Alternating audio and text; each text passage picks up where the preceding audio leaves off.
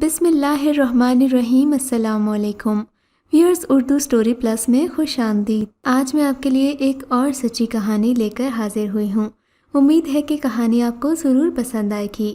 کہانی پسند آنے کی صورت میں اس ویڈیو کو لائک کیجیے اور اس طرح کی مزید کہانیاں سننے کے لیے ہمارے چینل اردو سٹوری پلس کو سبسکرائب کیجیے۔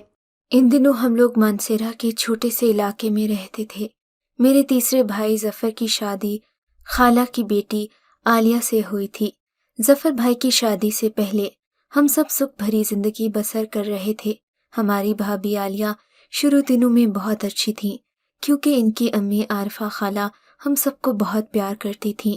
کچھ عرصہ ہم سب خوش و خرم رہے، پھر نہ جانے کیا ہوا کہ بھابھی عالیہ کا رویہ یکدم بدل گیا۔ بھائی سے لڑنے جھگڑنے اور بات بات پر طلاق مانگنے لگی۔ بھائی نے شروع میں ان کی طلاق مانگنے والی بات کو کوئی اہمیت نہیں دی، مگر جب مطالبے کو قابل غور نہ سمجھا گیا تو وہ بھائی کے آگے ہاتھ جوڑ کر کہتی کہ مجھے طلاق دو۔ کبھی قدموں میں دوپٹہ ڈال کر یہ مطالبہ دہراتی اور کبھی اللہ کے واسطے دیتی۔ ہم سب حیران ہوتے کہ یہ آخر انہیں کیا ہو گیا ہے۔ بھائی ظفر بیوی کو کبھی پیار سے سمجھاتے، کبھی ڈانٹتے اور کبھی صاف منع کرتے کہ ایسا نہیں ہو سکتا، چاہے میری جان ہی کیوں نہ چلی جائے، تمہیں کسی صورت طلاق نہیں دوں گا۔ شادی کو ابھی 1 سال گزرا تھا کہ عالیہ بھابھی نے طلاق کی رٹ لگا دی۔ میرے بڑے بھائی نے بھی ڈانٹا کہ یہ کیا بےہودگی ہے، آخر تم ایسا کیوں کہتی ہو؟ جب یہاں تمہیں کوئی تکلیف نہیں ہے تو پھر میں تمہیں کیوں طلاق دوں؟ جب وہ کسی صورت نہ سنبھلی تب میرے والدین نے بھی یہی سوچا کہ شاید ہم سب لوگوں کے ساتھ رہنا اسے تکلیف دے رہا ہے۔ انہوں نے ظفر بھائی سے کہا، تم بیوی کو لے کر علیحدہ ہو جاؤ، اس طرح تمہارا گھر بسا رہے گا۔ امی ابو کے کہنے پر ظفر بھائی نے علیحدہ رہنا شروع کر دیا۔ تب کچھ دن تو بھابھی خاموش رہیں، مگر پھر وہی طلاق کی رٹ لگا دی۔ بھائی اس روزانہ کی بک بک سے تنگ آ گئے تھے۔ اب وہ اپنا غصہ گھر کی چیزوں پر نکالتے، کبھی کوئی شے توڑ دیتے اور کبھی کوئی چیز اٹھا کر فرش پر پٹک دیتے یا پھر تھوڑی دیر کے لیے گھر سے نکل جاتے۔ بھائی کے ساتھ ساتھ ہم بھی اس روز کی چک چک سے تنگ آ گئے تھے۔ ہم پھر بھی بھائی کو سمجھاتے کہ تم غصے پر قابو رکھو، ورنہ اپنا نقصان کر بیٹھو گے۔ اگر عائشہ ہماری وجہ سے ایسا کر رہی ہے تو ہم یہ محلہ ہی چھوڑ دیتے ہیں، بس ہم چاہتے ہیں کہ یہ دونوں خوش رہیں۔ بھابھی کو اس گھر میں کوئی تکلیف نہیں تھی، گھر کا خرچہ اچھی طرح چل رہا تھا۔ پتہ نہیں ان کو اس کے باوجود کیا ہوا کہ ہم سب اپنا گھر چھوڑ کر دوسرے گھر میں چلے گئے۔ یہ گھر ہمارے دادا دادی نے بنوایا تھا۔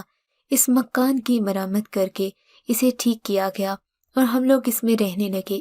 جس گھر کو ہم لوگ چھوڑ کر آئے تھے اس میں میرا دوسرا بھائی جمشید اپنی فیملی کے ساتھ رہ رہا تھا۔ ظفر بھائی کے پاس گاڑی موجود تھی، ساری آمدنی بیوی کو دیتے کہ وہ خوش رہے، مگر وہ کسی بات سے خوش نہیں تھی۔ اس کے دماغ پر طلاق کا بھوت سوار تھا۔ میرے بھائی نے ہمارے گھر آنا جانا چھوڑ دیا۔ عید کا سلام کبھی کرتے تو کبھی کھڑے کھڑے واپس چلے جاتے۔ پانی تک نہیں پیتے کہ کہیں بیوی ناراض نہ ہو جائے، مگر وہ پھر بھی خفا رہتی۔ بالآخر ظفر بھائی نے اسے طلاق دینے کا فیصلہ کر لیا۔ اب امی ابو آڑے آ گئے، انہیں سمجھا بجھا کر اس امر سے باز رکھا کہ جلد بازی میں اپنی زندگی برباد مت کرو اور صلح سے رہو، یہی تم دونوں کے لیے بہتر ہے۔ بھائی ظفر نے حالات کی نزاکت کے پیش نظر تھوڑے دنوں کے لیے بیوی کو میکے بھجوا دیا۔ میکے میں بھابھی کے بہن بھائی اور والد، جبکہ خالہ عارفہ نہیں رہتی تھی کیونکہ انہیں شوہر نے گھر سے نکال دیا تھا۔ خالہ طلاق کے بعد اپنے میکے نہ گئی بلکہ کہیں اور چلی گئی۔ کہاں غائب ہو گئی کسی کو علم نہیں تھا۔ جب کچھ دنوں کے بعد گھر واپس آئیں تب شوہر نے پوچھا، تم کہاں تھی؟ خالہ عارفہ نے کچھ نہ بتایا۔ تب خالو نے انہیں طلاق دے دی۔ طلاق کے بعد خالہ پھر غائب ہو گئی۔ اس واقعے کے کچھ عرصے بعد پتہ چلا کہ خالہ نے کسی اسمگلر سے شادی کر لی ہے۔ وقت گزرنے کے ساتھ ساتھ سب ان سے دور ہو گئے۔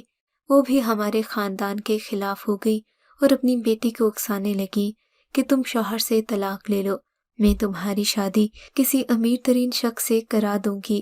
ہم چونکہ زیادہ امیر نہیں تھے، خالہ کو کھٹکنے لگے۔ اللہ کا شکر محنت کر کے हक हलाल की कमाई खाते थे। जब तक आयशा अपने बहन भाइयों के पास रही कुछ बेहतर रही, मगर माँ के साथ राबते के बाद उसका दिमाग फिर उलट गया। अब वो मेरे भाई को मरने मारने की धमकियां देने लगी। एक दिन हद कर दी, इसने भाई पर हमला कर दिया। तब भाई गाड़ी में जाकर सोए और दरवाजों को लॉक कर दिया। अब वो अपने आप को मारने की कोशिश करती। एक रोज खिड़की का शीशा तोड़कर खुद को मारने लगी। भाई भागकर दूसरे भाई को बुला लाए। मामू और नानी भी आ गए। जब सब आए तो देखा कि आलिया ने अपने बाजों और टांगों पर शीशे के टुकड़े मारकर खुद को कट लगा दिए हैं। इन्होंने इसे रोका और शीशे के टुकड़े छीन लिए। इसका अपने आप को जख्मी करने का मकसद सिर्फ इतना था कि वो सबको बताए कि जफर ने इसे मारा है। वो भाई को फंसाना चाहती थी मगर नाकाम रही। फिर वो अपने माँ बाप के घर चली गई। वहां जाकर इसने वावेला किया कि जफर ने इसे जख्मी किया है। खालू साहिब बेटी के वावेला करने पर जरगा ले आए। मेरे भाई ने दावा किया कि जफर ने मेरी बेटी पर जुल्म किया है। इस पर भाई ने बीवी को तलाक देने का फैसला कर लिया। और करते भी क्या, ऐसी बीवी से अकेला रहना बेहतर है। चंद दिनों के बाद एक जरगे के साथ लोग बैठे और इस मामले पर बहस की। फिर भाई ने तमाम हालात से जरगे वालों को आगाह किया। जरगे ने फैसला किया कि तलाक देनी चाहिए। मजबूरन भाई को तलाक देना पड़ी। खैर, आलिया के मन की मुराद बर आई और इसको तलाक हो गई।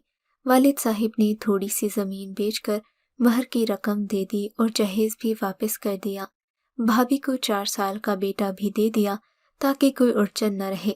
मगर तलाक के बाद हमारे साथ एक और भयानक वाकया पेश आया। जहां हमारी खाला का घर था, उसे आध किलोमीटर के फासले पर हमारे अजीजों की शादी थी, जिसमें हमने भी शिरकत की। जब हम बारात में जा रहे थे तो अचानक मेरे भाई का 5 साला बेटा शाकिर गायब हो गया। जो ही हमें पता चला कि शाकिर गायब है, हमने इसे तलाश करना शुरू कर दिया, मगर वो कहीं नहीं मिला। पूछने पर 2-3 लोगों ने गवाही दी कि आपके बच्चे को आलिया के भाई बिलावल को ले जाते देखा गया है। ये सुनते ही हम लोग उनके घर पहुंचे। इनसे बच्चे के बारे में पूछा, मगर ये लोग साफ मुकर गए कि बच्चा हमारे पास नहीं है। उल्टा हमें गालियां दी और घर से धक्के देकर निकाल दिया। हम सारी रात उसे तलाश करते रहे, मगर शाकिर का कोई नामो निशान नहीं मिला। हम लोग मायूस होकर घर वापस आए। घर में मातम का सा समा था। मेरे भाई ने पुलिस को इत्तला दी। पुलिस ने शाकिर की तलाश में जगह जगह छापे मारे। साथ ही बिलावल और उसके बाप दिलनवाज खालू को भी गिरफ्तार किया। सुबह 11 बजे के करीब किसी ने इत्तला दी कि शाकिर की लाश करीबी बरसाती नाले में पड़ी है। पुलिस वहां पहुंच गई। इस खबर से घर में कयामत टूट गई, क्योंकि मासूम बच्चे को अजियत देकर निहायत बेदर्दी से मारा गया था। उसकी लाश देखकर हम हवास खो बैठे, जबकि भाई और अब्बू ने थाने में रिपोर्ट दर्ज करवाई, जिसमें आलिया, उसका भाई बिलावर और उनका बाप दिलनवाज, उनकी मां आरफा को शामिल किया।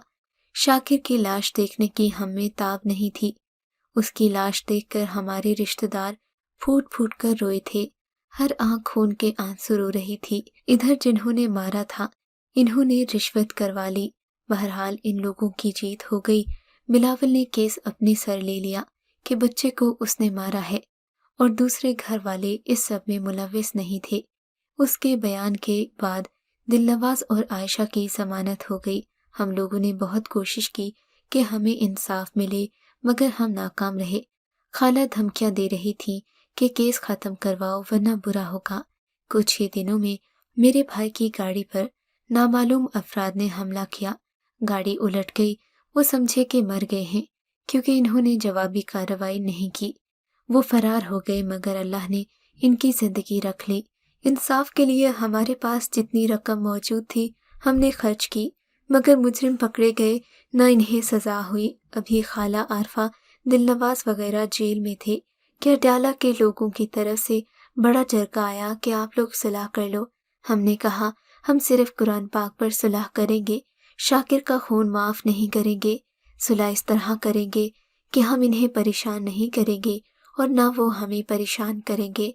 हमने अल्लाह की किताब को जामिन बनाकर सुलह कर ली, सब्र किया, जबकि हम जानते थे कि इस नन्हे बच्चे पर जुल्म करते वक्त ان لوگوں کو خوف خدا نہ آیا تو قرآن پر ہاتھ رکھتے ہوئے کیا خوف کریں گے، مگر ہمارے لیے دین کی یہ سچی کتاب ہی سب کچھ تھی۔ اس واقعے کے کچھ عرصے بعد اللہ کا انصاف پورا ہو گیا۔ ان لوگوں کو پولیس نے ایک اور لڑکے کو اغوا کرتے وقت رنگے ہاتھوں پکڑ لیا، جس کے باعث پولیس اس بردہ فروش گینگ تک پہنچ گئی۔ پھر ان پر جو قیامت ٹوٹی ان کا خدا جانتا ہے۔ ہم نے صبر کیا تو اللہ نے ہمیں دکھایا کہ اللہ صبر کرنے والوں کے ساتھ ہے۔ دعا ہے کہ اللہ ایسے اپنے کسی کو نہ دے جو دشمنوں سے بدتر ہوں۔ ایسے لوگ اپنے کہلانے کے مستحق نہیں ہوتے۔ اگر آپ کو یہ کہانی اچھی لگی ہے تو ہماری ویڈیو کو لائک کیجیے اور اس طرح کی مزید کہانیاں سننے کے لیے ہمارے چینل کو ضرور سبسکرائب کریں۔